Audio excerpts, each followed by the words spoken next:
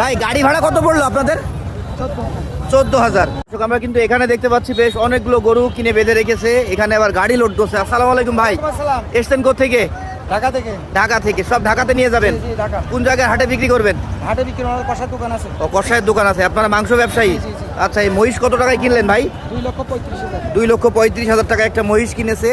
আর গরু সর্বমোট কয়টা কিনেছেন? 10টা। 10টা। ঢাকা কোন জায়গার? এটা আছে গুলশান আর ধানমন্ডি।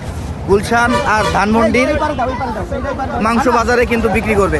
এটা ভিতরে দে। ভাই এটা কত হয়েছে? এটা 165,000 টাকায় কিনছে, 1,65,000 টাকায়। বাহ, সুন্দর সুন্দর গরু মহিষ কিনে কিনে নিয়ে সবাই চলে যাচ্ছে। সামনেই তো শবে বরাত, শবে বরাতকে কেন্দ্র করে নিচ্ছেন না ভাই? আচ্ছা, শবে বরাতে কিন্তু আজকে আমাদের ডুগডুগি পশু হাটে বেশ মাংসের জন্য মহিষ গরু বেচা কিনা হয়েছে।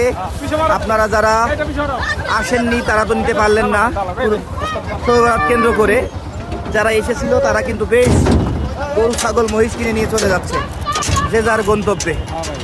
বাহ, দেখার মতো মহিষ কিনছে। ভাই আপনার নাম কি? আমার নাম রাজ্জাক। রাজ্জাক ভাই কিনে নিয়ে যাচ্ছে। টোটাল কয়জন এসছেন? 4 জন এসছেন। 4 জন কি একসাথে ব্যবসা করেন না আলাদা আলাদা? একসাথে। বাহ, সুন্দর সুন্দর মহিষ, চোখে লাগা মহিষ, চোখে লাগা গরু কিন্তু নিয়ে চলে যাচ্ছে। ওই যে ওই পাশে যদি দেখাই দেখতে পাচ্ছেন বেশ সুন্দর সুন্দর গরু কিনে নিয়েছে। ভাই গাড়ি ভাড়া কত পড়লো আপনাদের? 14,000। দর্শক, ডুগডুগি হাট থেকে কিন্তু এই মাঝারি সাইজের একটা ট্রাকে নিয়ে যাচ্ছে 14,000 টাকা ভাড়া দিয়ে।